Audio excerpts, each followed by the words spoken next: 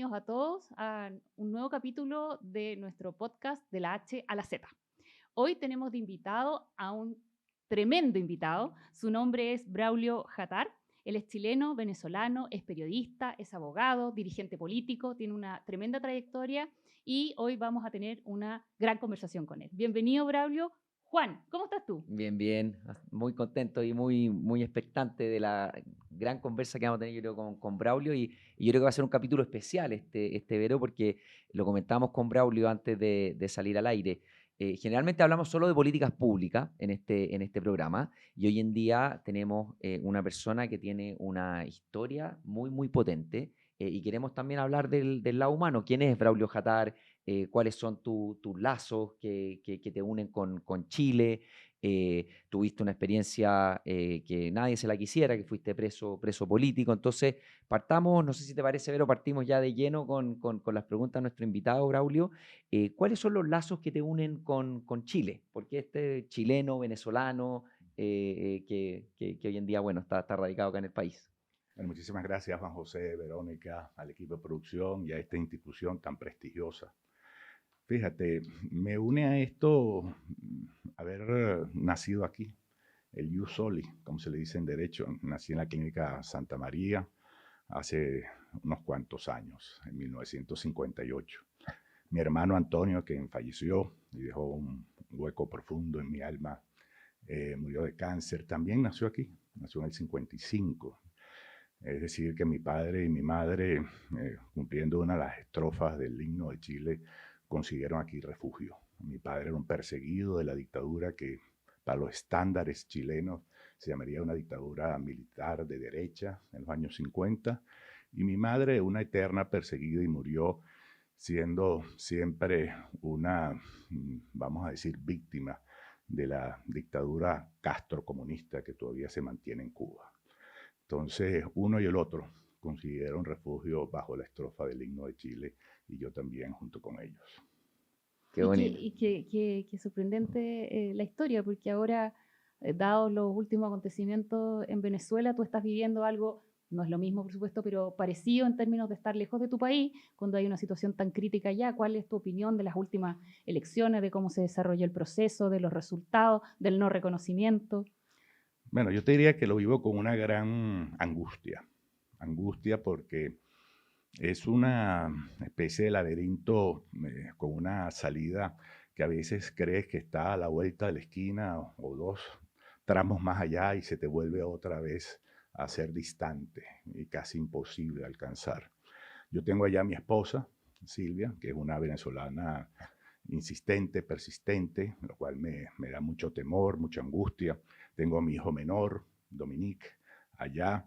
Tengo dos de mis hijos en Nueva York y yo aquí comparto espacios en Chile con mi hija y princesa Claudia Cristina. Es decir, que para nosotros, por muchísimas razones, Venezuela sigue siendo un referente fundamental y todos sus dolores y todos sus padeceres forman parte de mi corazón. Con respecto a los resultados, creo que difícilmente nadie con sentido, vamos a decir, y criterio de sinceridad y honestidad puede objetar la realidad. La realidad es que ganó la oposición por un margen amplísimo. Y quiero hacer una observación, que es que no es que gana 2-1 en términos democráticos, que es muchas veces el error que comete muchos en Chile, ¿no? De creer que son estándares parecidos. Yo quiero decirle que María Corina no podía tomar un avión porque está prohibido a todas las aerolíneas poder aerotransportarla, tenía que transportarse en vehículo a toda Venezuela. Luego no podía alquilar tarima. Las veces que le prestaron un camión para montarse sobre él y perifonear desde un altavoz con baterías, pues luego detenían al dueño del vehículo, al que le prestó el altavoz o al que le prestó cobijo o domicilio. Bajo esas condiciones precarias, imposibles, inaceptables, se duplicó. Claro, ese triunfo vale mucho más. Vale mucho más y toma desprevenido a un régimen que se ha desprendido desde hace muchos años de las bases democráticas, del libre juego democrático. Y ahora como chileno digo que a mí me duele tanto la angustia que comparto con los venezolanos como la falta de espíritu de algunos chilenos que se empeñan todavía, sobre todo llamándose defensores de derechos humanos, en alimentar, proteger y de alguna manera justificar a un régimen que solo sabe violar derechos humanos. Para mí eso es tan doloroso como me duele Venezuela, la falta de empatía de ciertos chilenos. Braulio, cómo ves que está la comunidad internacional, los países de la región, los organismos internacionales reaccionando frente a lo que todos sabemos que fue un fraude electoral, digámoslo con todas sus letras? ¿Tú ves que hay una salida diplomática eventualmente? Se arma un pacto ahora con, tengo entendido, Brasil, México y Colombia para tratar de buscar alguna salida, ¿o ya perdiste la esperanza y crees que este régimen está tan anquilosado en Venezuela que no hay cómo sacarlo? Mira, te lo contesto con una anécdota que siempre es interesante desde el punto de vista mediático. En el 2016, cuando yo estaba privado de libertad en aislamiento en solitario severo, es decir, una prisión con una luz encendida 24 horas, sin ningún tipo de comunicación con el mundo exterior, no se me permitía tener teléfono, reloj, prensa, escribir, leer, nada. Un custodio me pasa por debajo de la puerta, era una puerta entamborada, no era ni siquiera reja, por eso el calor llegaba a 40 grados y me tuvieron que colocar suero intravenoso 2 veces porque me desvanecía del vapor, del calor. Y estamos hablando del oriente del Caribe venezolano, donde yo estaba, en Cumaná. Me pasa por debajo de la puerta, muy amablemente, una primera página de un periódico local que decía, diálogo con el gobierno de Maduro permitirá libertad de presos políticos, 2016. Y yo, lógicamente, me llené de esperanza. Estamos hablando de hace 8 años, ¿verdad, José? 8 años. Bueno, mira, a mí nunca me vino esa libertad. Yo tuve que quedarme, esperar 5 años, someterme a juicio, pasar 6 meses en juicio, después 5 años privado de libertad, y soy el único preso político, digo yo, conocido, sin ninguna petulancia, que logré ganar mi juicio a pulso. No me regalaron nada, no me dieron nada, me lo tuve que ganar yo. El Ministerio Público no apeló y en consecuencia de todo esto yo quedé con libertad plena. Pero luego se demoraron 8 meses en darme el pasaporte, con oficio en mano, pidiendo de la juez, pidiendo que se me entregara y se me restituyeran mis derechos civiles. Y yo suplicaba porque mi hermana Belkis, menor, otro hueco que se abrió en mi universo, un hueco negro en mi universo, estaba ya con cáncer letal en Miami. Y yo quería despedirme de mi amada hermana menor. Yo le llevo nada más que 1 año a ella. Y el día que me entregaron el pasaporte fue el día que cremaron los restos de mi hermana menor. Entonces, yo veo esto de las esperanzas siempre como un derecho que uno tiene a existir. Y tengo una frase que repito y me repito diariamente cuando me agobia la pesadumbre, que es que no conozco un solo pesimista que haya hecho historia. Y yo, lógicamente, no lo digo para hacer historia, sino porque no puedo ser pesimista. Por lo tanto, interpreto entonces de tus palabras la pregunta de Juan José, que algo de esperanza hay en la comunidad internacional. Siempre tiene que haber esperanza. Pero lo que pasa es que van pasando los días. Pero sí, como te digo que la última vez que yo tuve esperanza pasaron 8 años. Claro. Pero tú me dices, ¿has perdido la esperanza? No, pero han pasado 8 años. Sí. O sea, las dos cosas son concurrentes. Yo entiendo que mirar hacer el análisis, como se dice con el diario El Lunes, como siempre se repite, ¿no es cierto?, es más fácil, pero tu opinión y el camino era para derribar una narcodictadura como la que hoy existe en Venezuela. ¿El camino era las votaciones? Bueno, fíjate, los caminos son muchos. Todos los caminos conducen a Roma, ¿no? Entonces, mira, yo te cuento una anécdota rápido, ¿no? Yo estaba representando a un alcalde que, por cierto, para ese momento era de izquierda, lo que aquí se llama izquierda. En Venezuela no hay eso, en Venezuela es más segmentado por partido. ¿Lo representaba como abogado, para entender? Sí, ya, como abogado. Perfecto. Sí, representaba como abogado. Y le habían cercenado sus derechos de alcalde violando la constitución vigente, que era la constitución del 99, y le habían aplicado lo que era en la constitución del 61, ya estaba vigente la del año 99. Y él se me presenta en la oficina un día y me dice, mira, Braulio, hablé con el gobernador era del partido de Chávez, Y me ha dicho que para qué yo estoy intentando esto contigo jurídicamente si él lo va a hablar directamente con Chávez. Les cuento esta anécdota, ¿no? Y yo le dije una pregunta, alcalde, si ustedes lo llaman a un combate y tiene un rifle en la mano derecha y una ametralladora en la mano izquierda, por usar un término bélico que a ustedes les encanta, le dije, ¿cuál de las dos armas usted usa para defenderse y atacar?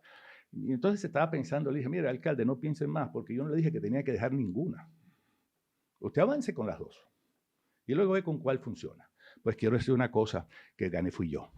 Yo gané el juicio ante el Tribunal Supremo de Justicia, un Tribunal Supremo de Justicia que era muchísimo más imparcial que este. Estamos hablando de los inicios del periodo de Chávez y la decisión de Chávez nunca vino. Entonces, yo siempre digo lo mismo. Hay que usar todos los recursos que tengas a la mano, no desperdiciar ninguno, porque no sabes con cuál es la llave que abre esa puerta. Claro. Sí. Oye, Braulio, ¿y tú cómo has visto la respuesta de Chile en esta pasada, el gobierno, el presidente? ¿Te has quedado tranquilo con la respuesta o sientes que falta algo?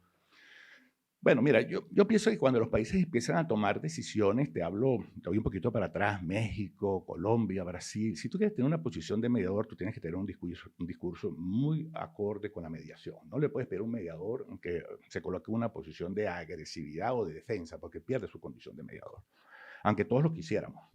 En el caso particular del gobierno, yo se lo he dicho a la comunidad venezolana y a la comunidad, vamos a decir, de inmigrantes en general, que nosotros tenemos que mantenernos apegados a nuestros principios y valores. ¿Qué te quiero decir con eso? Yo fui un crítico muy fuerte y muy duro del acuerdo que fue a firmar Monsalve en enero de este año con el régimen de Maduro de intercambios de inteligencia. Acuerdo que, por cierto, la derecha y la izquierda aplaudían porque a cambio de eso iban a poder deportar a 100 venezolanos en un avión algún día. Entonces, cuando tú empiezas a poner el peso de un avión en la balanza y tus valores del otro, tú entiendes que hay algo allí que no va a equilibrarse, por lo menos no en mi mente. Para mí los valores y los principios tienen un peso muy superior a muchísimos aviones. Y yo critiqué muy duro eso, que fue aplaudido transversalmente. Bueno, cuando te mantienes con tus valores y tus principios, tú esperas que lleguen los reconocimientos. Los reconocimientos llegaron del lado de los valores y principios. En este caso, el presidente Boris se apuró en ponerse del lado, no del avión, sino de los valores y principios, y yo lógicamente se lo agradezco, así como le critiqué cuando se puso del lado equivocado de la historia. Es interesante lo que comentaba Braulio, porque las tensiones que hoy en día hay adentro del oficialismo, de las fuerzas de gobierno, son gigantes. Son justamente relacionadas con eso. Claro, porque tú tienes un partido comunista que probablemente no ha estado siempre en este caso, o no ha sido tan crítico del actuar antidemocrático del régimen. Entendí que era lo que se refería a Braulio en un principio de la conversación. Tal cual. Hoy día mismo en la radio una de las dirigentes del Partido Comunista, Bárbara Figueroa, planteaba que ellos todavía iban a esperar los resultados oficiales de la elección para ver si había fraude o no. O sea, yo creo que no hay nadie hoy día en el mundo que no le dé el triunfo a la oposición. Braulio, cuéntanos un poco de tu experiencia como preso político. Es algo que, bueno, nosotros lo vivimos acá en el país, pero la memoria es corta y nosotros de repente creemos que estas cosas ya no pasan, y pasan, y pasan más cerca de lo que uno cree. Entonces, cuéntanos un poco de esa experiencia, cómo te marcó, y eso un poco. Bueno, yo diría que fundamentalmente fue una experiencia que no deseo obviamente a nadie, pero que yo utilicé un recurso que aspiro que sirva de ejemplo para quienes pasen por estos traumas, que es tomar la decisión qué hacer con ese tiempo en la cárcel. Además, despojado de todo. Y yo decidí escribir. Y tú me dirás, ¿cómo? Si estabas en esa situación tan extrema. Les voy a contar una anécdota más. Cuando yo estaba en la segunda cárcel, que era San Juan de los Morros, que era una celda de castigo pestilente, con olor acre, de miedo, paredes aceitosas, sangrientas, de golpes, tenía al frente una celda de unos muchachos que tenían SIDA. Estaban todos allí. No en línea horizontal, pero podía verla. Y le dije, mira, yo necesito aquí empezar a escribir, necesito hacer algo, me voy a atormentar en esta soledad. Y me dijo, el guardia que acabas de ver, él es buena gente, pídele algo. Y le dije, mira, cuando pasó como a la media hora, a la hora, celda de castigo abajo en los sótanos, y le dije, mira, un lápiz y un pedazo de papel para escribir algo. Me dijo, ya vengo. Entonces me tomó literalmente la palabra, porque me trajo un pedazo de lápiz, que era así, un muñón de lapicito así, Y una chiquitico. servilleta. Así, no, y la parte de atrás, tú sabes de la Coca-Cola, que cuando tú le sacas, ¿sabes? Ah, claro. Perfecto. Ajá, lo que es el sello, por detrás es blanco. Claro. Entonces él me trajo esa parte de atrás, o sea, me la entregó. Ese era tu papel. Ese era Qué mi difícil papel. escribir ahí. Es difícil, Sí. pero mira, ¿qué te digo? O sea, que así escribí durante casi años que estuve privado de libertad, y para sorpresa mía, yo cada vez que me decían recoge que te vas, que es lo único que te dicen a cualquier hora, no te dicen para dónde, yo agarraba esos papeles que los tenía una cosa que nosotros los presos, supongo que aquí va a ser igual, llamamos caleta, que tú sabes, a ver, un hueco así en la pared, Perfecto, o sí. de aquí debajo, o aquí en cualquier sitio, pues escondes algo. Y yo llegaba y metía mis papeles en una bolsa ahí de basura con mi otra muda de preso, y cepillo de diente y un jabón. Y mira, porque la mano de Dios me llevaba todos esos papeles, llegaron al final a mi arresto domiciliario. Ahí fue cuando yo empecé a transcribir todo eso a las computadoras y de ahí mis libros. Entonces, yo quisiera pensar, yo lo digo mucho, que no es que Braulio es, sino que el ser humano es. Todos tenemos esos recursos, todos tenemos esta posibilidad de decidir qué hacer en los momentos de mayor dificultad. Lanzarnos a la tragedia o mimetizarnos con el ambiente y convertirnos en el monstruo que nos rodea, o salirnos de allí y ver y empinarte y pensar en cosas grandes y ver los obstáculos como retos en tu vida. Yo opté por lo segundo y empecé a escribir y nunca he parado. He escrito 9 libros ya. Notable, Braulio. Oye, mira, yo no sé si te he leído o te he escuchado ya, pero preparando justamente este capítulo, y tú explicabas de manera muy interesante por qué Venezuela siempre ha sido o fue en su momento socialista, y que Corina es la primera de derecha, realmente oposición de derecha que nace en Venezuela. Uno desde afuera, claro, siempre asume que la oposición es exactamente del lado contrario, como lo dice su nombre, políticamente hablando, pero no es el caso de Venezuela. Entonces eso me llamó mucho la atención. Si nos pudieras contar tal vez un poquitito de eso. Sí, y lo digo en un contexto, se lo dije entre otras, a quien ya creo que es una buena amiga mía, Matilde, y lo hice en un contexto que alguien después me consiguió en la calle y me dijo que para qué yo había hecho eso, y le digo, mira, porque yo prefiero enfrentar la verdad que ser esclavo eterno de la mentira. Yo no filosofo de esa manera, no tengo esa filosofía, no aspiro a ser un filósofo de la mentira, prefiero ser un filósofo de la verdad y pagar las consecuencias. Mira, te lo voy a poner más sencillo. Mi padre es fundador de Acción Democrática, carnet número 13, porque nombré a Guarequeni, su padre, que es el actual jefe del Partido Acción Democrática, y a alguien no le gustó esa referencia. Entonces voy a hablar de mi padre. Mi padre era de Acción Democrática, el fundador. Acción Democrática estaba inscrita y todavía hoy está inscrita en la Internacional Socialista. Mi padre era amigo de Salvador Allende. Ahora, como te digo eso, te digo que mi padre era el responsable político en el estado Falcón de ese partido. Y mi padre, siendo jefe político de ese partido, que venía de Cuba, ya perseguido por el cambio político en Cuba, llegó aquí a Chile con mi madre, que luego se convierte en una perseguida cubana eterna hasta que muere. Cuando regresa a la democracia venezolana, ¿qué pasa? Por esas cosas de la vida. Que Fidel Castro, en su avanzar de penetrar con las guerrillas que llegó hasta Chile, entra por el estado Falcón, intento de invasión. ¿Y quién tú crees que era el jefe político en el estado Falcón? Braulio Hattar Doty, senador de la República por el Partido Acción Democrática, y es quien repele como jefe político la invasión de Fidel Castro. Entonces, cuando a mí me hablan de derecha, izquierda, claro, norte, sur, este, oeste, yo digo... El eje otro acá, No, claro. el eje ¿De cuál derecha, ser cuál democrático izquierda, o cuál antidemocrático? norte, cuál sur? Me están hablando. Claro. Entonces yo hago una diferenciación siempre. Yo creo que es con la que debemos vivir todos. Buen ciudadano y el que no es buen ciudadano. Y yo creo que en todas estas segmentaciones los encontramos, en los partidos encontramos a muy buenos ciudadanos. Ustedes forman parte de una institución que dirige una personalidad que es reconocida por todos. Tú eres una persona reconocida y a mí me gusta rodearme de buenos ciudadanos, pero yo no estoy viendo... Yo fui una vez a un almuerzo en Renovación Nacional, en el Senado, José, Verónica. Y entonces me dijeron, Braulio, ¿qué te trajo a ti a la derecha? Yo me estaba sentando en el almuerzo nada más. Venía de Venezuela, venía de estar preso. Y me senté ahí porque me invitó mi buen amigo Francisco Chaguán, con quien escribimos un libro juntos, Diálogos Democráticos. Y yo me senté allí y dije, oye, ¿qué me trajo a mí a la derecha? Y entonces le dije algo, y aspiro que esto sirva para alegrar este podcast y no hacerlo triste. Y dije, mire, senador, me reservo el nombre del senador, les voy a contar una anécdota rápido, ¿no? Porque a mí me parece que las anécdotas dibujan muy bien las narrativas, ¿no? Le dije, tú sabes que mi hermana Ana Julia, que estuvo por aquí abogando por los derechos humanos, es amiga tuya, Juan C., y de mi queridísimo Ricardo Hauman. Tú sabes que a Ricardo, por cierto, profesor de Harvard, yo no le digo cuñado, sino que le digo hermano político, como se usan los americanos, y luego le digo, y olvídate lo de político, tú eres un hermano para mí. Y es la verdad, Ricardo es un hermano mío que me dio la vida. Dicho esto, esa hermana Ana Julia ya estudió en la Universidad Central. Tú sabes que las universidades públicas siempre son de izquierda y todos los muchachos son, tú sabes. Y no se le ocurrió nada mejor que toda mi familia era perseguida de Fidel Castro, que mi abuelo le quitaron todo. Tenía un hotel en La Habana, que era un hotel casi como Casablanca, donde llegan los refugiados de todas partes de Latinoamérica. Y llegó mi padre, siendo venezolano, y por eso se conoce a mi mamá.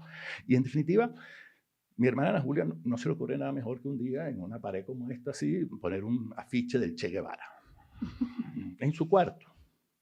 Todos están perseguidos por el castrismo. En mi familia, mis tíos, mis abuelos, todo lo que pasaba por ese cuarto. De él. Ajá, pero entonces, tu hermana con un afiche. Y con una bocanada, me acuerdo, una bocanada así del tabaco, del gran Che Guevara, asesino. Decía, le cortaron las manos y aún sigue golpeando con ellas, ¿no? Que es un verso de Pablo Neruda que no tiene nada que ver con él. Yo me acuerdo clarito, yo tendría, no sé, 12 años. Y le dije, oiga, senador, le voy a hacer una pregunta a usted. ¿Qué usted cree que hizo mi papá que estaba combatiendo la invasión de Fidel Castro por el occidente de Venezuela? ¿Qué usted cree que hizo mi abuelo, que con su habano, era isleño, pero se crió en Cuba, se paraba frente a aquel habano carente de libertad y de democracia mientras él representaba lo contrario? Nadie le dijo que lo bajara. Nadie. ¿Usted sabe qué pasó? Ella llegó a tener suficiente madurez para bajarlo ella sola. Entonces yo vengo de una familia absolutamente tolerante, de una familia absolutamente democrática, y yo aspiro que eso sea la conversación que tenga yo en Chile y con los chilenos. Es el desafío que tenemos también en Chile. Pero tal cual, sí. Sí, nosotros en Chile que nos jactamos mucho de ser un país muy apegado a las reglas, muy institucional. Hemos sentido cierta fragilidad institucional desde el estallido social, la pandemia, hemos visto un deterioro del sistema político y bueno, yo creo que las consecuencias nefastas de eso están a la vuelta de la esquina. Braulio, me gustaría preguntarte sobre la situación en Venezuela. Nosotros aquí en Horizontal estuvimos analizando un poco yo lo calificaría como el drama humano que se vive hoy en Venezuela. O sea, por poner unos números sobre la mesa. De la pobreza. Por ejemplo, o sea, pobreza extrema, 68% de los hogares, la tasa de desempleo cercana al 30%, 35, sí, una locura. El sueldo mínimo no alcanza para una fracción de la canasta básica de alimentos, está aumentando la desnutrición infantil. Cuando todo el mundo va para un lado, Venezuela va para otros, aumentando la desnutrición infantil, un tema que nosotros creíamos que ya estaba resuelto en el mundo. Tienes familia ya. ¿Cómo ves que está la gente hoy en día en Venezuela? Un régimen opresor, también hemos visto videos en que hay detenciones. ¿Es realmente un drama como el que uno ve desde lejos y te muestran las cifras? Sí, obviamente los 8 millones de desplazados son el embajador de esa miseria. O sea, estamos hablando de la salida de un país entero, ¿no? 8 millones de habitantes. Y la gente, exacto, y la gente, un país de 30 millones de habitantes, exactamente, Juan José. Y la gente, yo aprovecho siempre los medios porque soy profesor de desarrollo de inteligencia, he escrito libros de inteligencia emocional, trascendental o espiritual, gerencial. Y uno de los conceptos básicos de la inteligencia es la empatía. Y yo lo he dicho muchas veces, ¿no? Me duele profundamente la crítica a las olas de venezolanos donde pretenden de que 8 millones sean todos médicos, enfermeras, ingenieros, científicos de la NASA. Es que los países no están hechos de eso. Chile no está hecho de científicos de la NASA, maestros, profesores y médicos. Chile está hecho de muchísimas cosas y esa inmigración venezolana está hecha de muchísimas cosas. Ahora, porque un grupo, yo lo califico, te digo, no sé, porque yo lo decía ahí en unas entrevistas, yo no aspiro a ganarme, de hecho nunca me he ganado, ¿no? Ningún premio, tú sabes, de simpatía. Yo creo que yo tengo una obligación moral con la verdad. Y yo veo muchas veces en esas descalificaciones de inmigración a racistas. Eso no es xenofobia, eso es racismo. ¿Y en Chile lo ves mucho? No sé si mucho, pero yo veo con muchísima preocupación. Ayer yo puse un mensaje en la red X, unos candidatos, no voy a decir de qué sectores, pero se parecen mucho, haciendo alardes de unas posturas casi de alguacil del lejano oeste y tratando de convencer a un mercado que simplemente se les mueve por la ira, por el miedo, por el odio y la amenaza hacia votar por ellos. Y luego tú, cuando estás montado sobre esas emociones negativas, ¿cómo gobiernas? Como un tirano. Porque esas son las armas de los tiranos: el miedo, la amenaza y el odio. Bueno, tú de forma muy valiente también, creo yo, uno de tus principios, por así decir, a la hora de emprender una candidatura, a Core entiendo yo que era, no sé si finalmente va a poder tener solución el tema en el CERVEL, pero lo importante no es eso, sino que uno de los principios era justamente ser fiel a la migración, digamos, a todo lo que significa y a la riqueza que también implica. También te escuché hablar sobre eso a propósito de lo que estabas contando ahora. Me parece muy valiente porque hoy en día eso es muy impopular en Chile. Sí, es impopular, y también es impopular el que yo diga frases como no le encuentro ningún sentido a la frase esa, ni perdón ni olvido. ¿Qué construyes tú con eso? Yo no te estoy diciendo que olvides, pero yo te estoy diciendo que este país necesita reconciliación. No puede ser que 50 años después tú tengas aquí una conmemoración que pareciera que todavía estamos en pleno régimen militar. ¿Nunca te han enfrentado en la calle? ¿Nunca te ha pasado? Tú sabes que, para sorpresa mía, yo estaba en distintos sitios y para sorpresa mía, la gente me hace reconocimientos. Ahorita, viniendo para acá, me gusta caminar mucho, le dije a la productora que si quedaba cerca, todo lo que es menos de 45 minutos lo camino. Ah, muy bien. Qué bien. Muy buen Vine camino. caminando, Muy por eso bien. llegué, le pedí aquí a Javier un vaso de agua apenas llegué. Y la gente me hace reconocimiento por distintas razones, ¿no? Primero, por haber sobrevivido lo que he sobrevivido, pero fundamentalmente yo creo porque la gente admira la verdad. ¿Y vas a contar que venías hacia acá y alguien te reconoció? Sí, me reconoció y me dijo, muy bien, Braulio, muy bien. La otra vez estaba saliendo de un banco, el Banco Santander, y estoy así, ¿sabes?, sacando el teléfono porque tenía que poner una clave, me acaban de cambiar unas cosas allí, y viene una dama, más o menos de mi edad, espero no insultarla con eso. Y me Súper dice, joven. y tú, gracias. Y tú me dices, ¿tú eres el venezolano ese de la televisión? Y yo le digo, sí. Y me dice, me encanta, me encanta, me encanta. Y mira, y ayer estuve en el Ministerio de Educación y estoy allí hablando con una dama, le estoy tratando de convencer de por qué yo entiendo que el documento apostillado, de acuerdo al convenio de Viena, debe ser el documento legal para que CERVEL, o sea, le dé pase a mi candidatura. Y en eso viene un chileno. Y sale así, me dice, Braulio, yo le digo, ¿cómo estás? ¿Cómo le va? Y creo que es que me va a seguir, se me queda al lado y me dice, Braulio, contento de tenerte aquí en el Ministerio de Educación. Le dije, bueno, muchas gracias. Y yo creía que era alguien que estaba ahí nada más. Y total, que era un encargado de atención al público y me dijo, Braulio, yo he leído tu libro, Braulio, yo he visto tus videos, Braulio, yo estoy contigo. Entonces, yo estoy seguro de que este mensaje que yo insisto, yo di luz aquí, yo soy profesor de inteligencia espiritual trascendental, yo quiero pensar, quiero ser optimista de que Dios me ha traído aquí fundamentalmente para ayudar a Chile a salir de dos grandes obstáculos que tiene en mi mente. Uno, la falta de reconciliación. Y dos, la división. Si tú observas esto desde afuera, ves que aquí hay una gente con marketing de derecha a izquierda para ganar votos, pero hacia abajo son muchos los que pagan esa división. Entonces, mi convocatoria, mi llamado es, y lo decía en este almuerzo en Renovación Nacional, que yo creo que aquí es uno de los pocos países, yo he vivido en Estados Unidos, he vivido en Inglaterra, he vivido en algunos países, donde tú llegas, inmediatamente se ponen aquí, tú sabes, con el juego ese, el personaje, se ponen aquí una stick de esas, ¿no? Y se ponen izquierda, derecha, izquierda, derecha, izquierda. Entonces se sientan en la mesa cada uno con su stick aquí. Entonces no tienes ni que reconocer el personaje porque ya todos mismos se develaron los personajes y después que tú te pones todas esas etiquetas en una mesa. Prejuicio, aplica el prejuicio. ¿Cómo tú conversas? Claro. Entonces, yo lo que le hice decir al senador de Renovación Nacional y a todos los senadores de Renovación Nacional recién llegados, óyeme, ya yo estoy 2 años después, no sigan con esas etiquetas.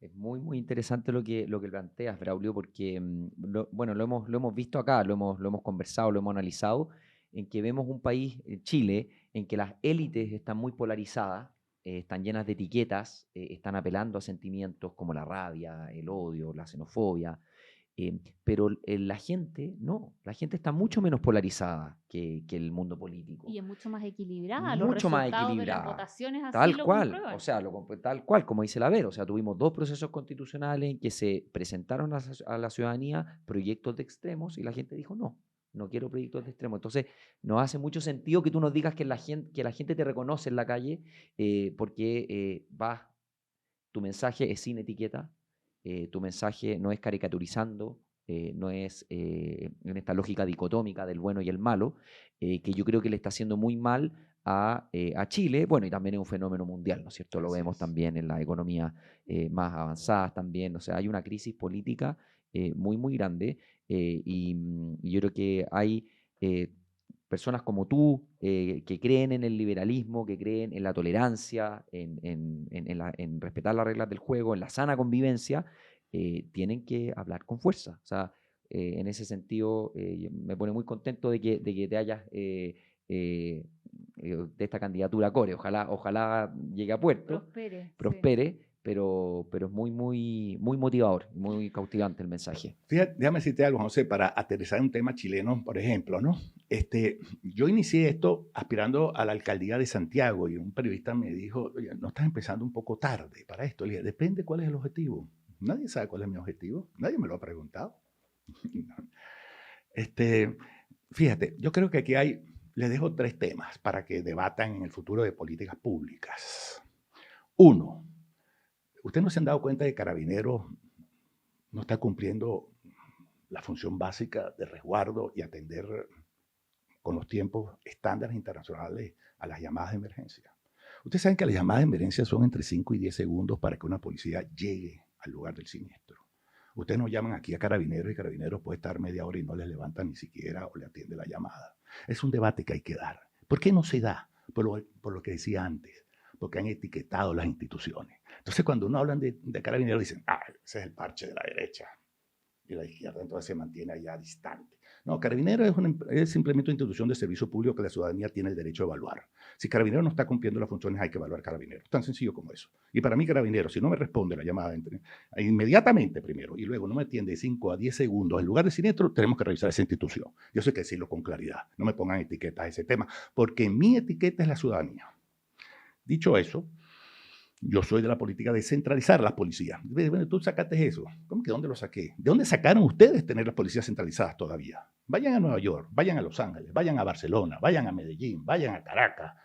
Son policías totalmente descentralizadas. ¿Por qué Las Condes tienen que estar esperando que le envíen a Carabineros cuando Las Condes tienen un presupuesto 5, 6, 7, 8 veces más que 10 comunas juntas? Bueno, eso es una discusión aquí instalada hace rato, lo de las policías municipales, que es lo que tú estás Exacto, conversando. pero es que es así, porque además que tú logras con eso. Te voy a decir cosas que logras, hablando de políticas públicas. Estoy abierto al debate cuando lo hagamos aquí, ojalá lo promuevan. ¿Por qué? ¿Qué logras tú con eso? 1, ¿cuál es una de las críticas a Carabineros? Los sueldos de Carabineros, que está obligando a muchos de ellos a retirarse o no aspirar. 1. 2, tú cuando tienes una policía en Las Condes, te va a establecer un rango de salario que va a competir con Carabineros. Y Carabineros le han quedado posibilidades, como es el libre mercado. Tú hablas que yo soy hombre de libre empresa. Claro que soy de libre mercado y libre empresa. Entonces, cuando yo esté en Las Condes y tenga unos salarios que son por arriba, 1.200.000, 1.300.000, Carabineros, ¿qué va a hacer? Va a tener que revisar y el ministro de Hacienda va a tener que tomar una decisión. Decir, mira, tenemos una competencia aquí, tenemos que auxiliar esto, pero no vamos a quedar vaciados de Carabineros. Ayudamos a Carabineros. 2, ¿qué haces con eso? Ya te dije. Vas a mejorar a todos los policías que tienen el derecho a vivir dignamente en todas partes. 2, ¿qué vas a hacer con eso? Bueno, vas a dedicar Carabineros a las comunas que realmente no tienen presupuesto para tener sus propias policías. Y 3, vas a tener un servicio de seguridad que cuando tú hagas, como haces en todas las ciudades del mundo, que tienen los estándares que debería tener Chile, te atienden inmediatamente y en 10 segundos te están atendiendo a tu emergencia. Oye, Braulio, yo te Súper escucho sí, muy interesada, pero yo creo que el lugar para impulsar, ¿no? Todo eso, aquí por lo menos en Chile, no sé si desde la alcaldía de Santiago hubieras podido tener mucha potencia respecto de esos temas. Yo creo que tienes que mirar más bien a tus amigos del Senado. Bueno, yo te dije, nadie me ha preguntado cuál es mi objetivo. Ahora, aquí te lo preguntamos, Braulio. ¿Cuál es tu objetivo? Mira, mi objetivo es servir a Chile. Y ustedes me dirán, bueno, este viene con esta tontera de servir a Chile. No, no es una tontera, porque ustedes le dieron refugio a mi padre y a mi madre cuando lo necesitaron. ¿Ustedes creen que hay algo que pueda comprometer menos tu corazón que eso? Que me hayan dado a mí un espacio para ver luz aquí, un padre y una madre refugiada. ¿Creen que es poca conexión emocional eso? No creo que nadie me lo diga. Y segundo, por si fuera poco, ¿quién me dio mi refugio cuando empezó este drama de mi propia vida? Chile. ¿Que me ven a mí con cara de malagradecido? Fue en el gobierno de la presidenta Bachelet, ¿no? Con el gobierno de la presidenta Bachelet y con la sociedad chilena. Porque todos sabemos. No, pero para contextualizarlo el periodo, a eso me refiero. Sí, fue la presidenta Bachelet, fue Heraldo Muñoz, después vino Piñera, después vino Ampuero, después vino el canciller Teodoro Rivera. Y así, pues yo quiero incluirlos a todos en lo posible, pero en definitiva yo te diría que fue la sociedad chilena. Así lo sientes tú, que creo que No, es que no tengo la menor duda, porque además todos sabemos que los políticos funcionan fundamentalmente viendo hacia dónde apunta la aguja, sobre todo en este país, de las encuestas. Las encuestas, claro. Entonces, gracias a ese apoyo de la sociedad chilena y gracias, lógicamente, a sus representantes, porque yo estoy hablando, mira, yo tuve apoyo transversal en el Congreso. ¿A excepción de quién? ¿Quién que ustedes creen que nunca me dio apoyo? Partido Comunista. Ah, bueno, bingo. Pues. Oye, Braulio, yo te quería hacer una pregunta sobre tu rol, más bien como periodista. El reporte, tú aún eres director del medio Reporte Confidencial. Sí. ¿Y lo haces desde aquí? O sea, ¿estamos en el tiempo, Juan? No. Ah, ya. Pensé que me abría los ojos, pensé que estaba preguntando de más. Perfecto, es que me llama la atención. muy interesante. Me llama la atención cómo lo pueden hacer desde aquí. Y a propósito de la conversación que teníamos antes sobre las libertades. O sea, los medios de comunicación son fundamentales. Entonces... Cuando me abrieron aquí la puerta a este delicioso espacio, yo venía con mi celular revisando el periódico y escribiendo con el chat de mis periodistas. Yo te puedo decir que por primera vez en 18 años yo tuve que tomar una decisión la semana pasada de autorizar a mis periodistas para que decidieran la línea editorial por encima de mí, por el miedo que hay. Yo tuve que mandar unas instrucciones donde por primera vez después de 18 años ser director del medio, tiene 10 millones de visitas promedio, algo nada despreciable para un medio con un país que está... ¿10 millones de visitas promedio al mes? Al mes, sí. Ya. Una situación donde hay pocos celulares, pocas computadoras, déficit de conexión. Seguimos siendo un medio referente. Yo tomé la decisión, les decía, de autorizar a cualquier periodista a borrar inclusive una nota que yo autorizara. Por el temor, por el temor de ellos. Ellas deciden. Claro. Ya yo no decido. Son ellos los que están allá. Así es. Claro. Por lo que te decía antes, y empezamos al principio de la conversación. Sí. Si tú no tienes empatía, si tú no te pones en el puesto de los demás, tú simplemente nunca vas a poder ser un buen líder. Desde acá, de alguna manera, es más fácil decidir lo que se escribe. Allá es distinto, estando allá es distinto. Tengo que entonces estar allá con ellos, no aquí, a la distancia. Yo te digo esto porque además, para hablarte del tema de empatía y volver al tema político, yo vi unas declaraciones aquí de un aspirante alcalde que decía, le preguntaban sobre las tomas y entonces, bueno, vamos a sacar a esto a las 2000 y lo vamos, tú sabes, a recuperar esto porque ahí hay narcotráfico y esto. Entonces siempre le preguntan, ¿y qué vas a hacer con los 2000? Bueno, eso lo vemos después, por ahora vamos a sacar. No, es que eso no lo puedes ver después. Ese populismo, derecha e izquierda, es igual de un veneno en la sociedad. Porque tú, ¿qué vas a hacer con esas 2000 personas? Entonces después llegan y se dan golpes de pechos de derecha e izquierda y hablan de los niños y las mujeres. ¿Y ahí no hay niños y mujeres en esas tomas? Ah, no, pero para mí es más fácil, Braulio Jatar, que vengo perseguido de la dictadura de Maduro, decir aquí, vamos a pasarle por arriba a todos estos, porque estos pueden estar vinculados, yo no sé con qué cartel del madurismo o del chavismo, o son infiltrados de los rojos. La comunidad venezolana sabe aquí que yo no acepto discriminaciones. A mí la primera y la última ola de venezolanos son venezolanos y venezolanas todas. Y todos tienen todo mi afecto, todo mi cariño y toda mi solidaridad. Y la comunidad venezolana, si hay uno que esté equivocado, que enmende su conducta entonces. Sí, nos cuesta en Chile separar un poco los dos fenómenos. Generalmente cuando las cosas andan mal es como un poco como en un partido de fútbol, ¿no es cierto? Si tú pierdes le echas la culpa al árbitro, y si la cosa anda mal, la culpa la tiene la inmigración, y no es así. Y no es así. Yo soy un fiel convencido de que Chile ha crecido mucho, ha ganado mucho con esta ola migratoria, y tenemos que ser súper claros en separar el fenómeno migratorio del fenómeno del crimen organizado, de la crisis de delincuencia, que es un fenómeno a nivel regional. Y Chile no estaba inmune a eso. Pero es muy distinto a demonizar a todos los migrantes. Sí, es que fíjate, mira, yo estoy bastante enterado, ¿no? Por ahí hay un crimen organizado, una banda que se llama Los Pulpos. Entonces había un candidato a alcalde que defendía a gente vinculada al narcotráfico, pero como él era de una tendencia en donde se permiten ciertas cosas, ciertas liviandades, eso sí es bueno porque él dice que él es anticomunista. Eso es bueno porque tú eres anticomunista. No, yo no veo que eso sea bueno. Yo jamás hubiera pactado, lo digo aquí, te hablaba de mi aspiración a candidato a alcalde y vamos a poner aquí una nota de discrepancia absoluta. Porque yo tengo que pactar con una persona a cambio de que no me quite votos. Yo lo que tengo que hacer es reforzar mis valores y mis principios para que el otro pierda los votos. Yo nunca pactaría con una persona que no comparte mis principios y mis valores. Esa es la distorsión que tiene la política chilena. Que eres capaz de llegar hasta pactos con los que no debes tener pactos. Tú lo ves ahí en la izquierda, que están viendo qué hacen con el Partido Comunista porque está enarbolando antivalores. Pero es que en la derecha también hay pactos con gente que representa antivalores. Entonces, ¿dónde es que nos vamos a conseguir? En donde aquí yo empecé la conversación, en los principios y valores que compartamos, no en estas etiquetas derecha e izquierda que me permiten a mí entonces neutralizar los efectos negativos de uno que puede ser representante de esos narcotraficantes, pero como es de derecha, pactemos, y a otro que defiende a la narcodictadura de un régimen, de acuerdo, califican en su propio sector, pero bueno, nos conviene porque nos da 3% de votos, 4 alcaldes, 2 diputados y un senador. Bueno, la gente los está observando y por eso es que los niveles de popularidad de los partidos y de sus representantes están bajos. Y eso empezó a pasar en Venezuela, mucho antes que Chávez. Y tenemos el ejemplo de Colombia también. Lo vivimos. Aquí hubo también mucho boom con una serie que hubo sobre, no sé si tú la viste, pero una serie que hubo sobre Pablo Escobar, y un poco ahí como que se revivió todo lo que fue la conexión entre el narco y la política. Así es. Es un gran peligro. Es que fíjate, Verónica, en el caso particular de la historia de Venezuela, que es lo que tiene que estar alerta Chile, Chávez no acabó con los partidos políticos. Cuando Chávez llegó, ya los partidos políticos se habían desintegrado. Él lo que hace es reinar sobre las cenizas de la autodestrucción de los partidos. Te pongo un ejemplo, lo pueden revisar en Google. Antes de Chávez estaba Rafael Caldera, que fue el vicepresidente. Rafael Caldera fue presidente la primera vez con el socialcristianismo, lo que es aquí la democracia cristiana en la época de Frei, etc.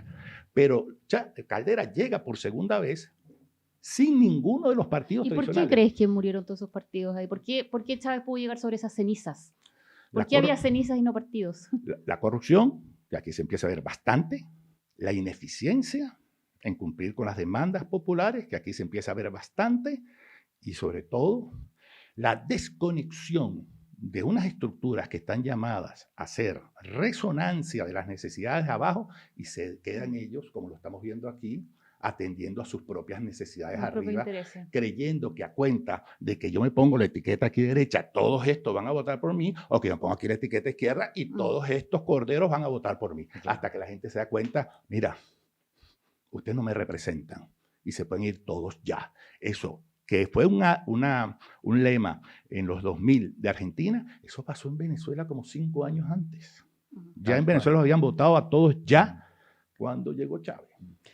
Braulio, muy interesante la conversación, nos podríamos quedar horas y horas conversando de todo esto, pero se nos acaba el tiempo y no queremos dejarte ir sin antes tener una recomendación tuya de algún libro, alguna película, alguna serie que quieras recomendarles a nosotros y a nuestros auditores. Mira, yo películas veo muchas, le hice la mención ahí de Casablanca porque un poco Humphrey Bogart, un poco más buen mozo que mi abuelo, pero Casablanca yo la recomendaría por lo que le dije, porque mi abuelo era masón, su hotel era para toda la gente que buscaba libertad en Latinoamérica, y vamos a dejarnos en Casablanca como homenaje a mi amado abuelo Cruz Alonso, canario que se crió en Cuba. Y libros, yo recomendaría cualquier libro que te ayude a reencontrarte contigo y con tus valores y con tus principios y a entender que el mundo se construye a través de tu propia realidad. Libros de desarrollo de inteligencia, neurociencias, conocer más el cerebro. Y cuando hayas descubierto todo lo que la ciencia te puede dar, saber que siempre hay un espacio que permite pensar en algo superior a todos nosotros. Porque al fin y al cabo, la ciencia lo que hace es acorralando a Dios hasta que Dios finalmente ocupa un espacio que la ciencia nunca va a ocupar. En ese sentido, leer libros espirituales, leer libros de ciencia, leer libros de historia, pero ciertamente todo aquello que sirva para hacerte una vida interior plena. Con esa recomendación nos despedimos. Muchas gracias, Braulio. Muchas gracias, Braulio, por tu participación de hoy. Muy interesante la conversación. A ustedes. Así que adiós, Vero, adiós, Braulio, y adiós a todos. Nos vemos en un próximo capítulo de La H a la Z.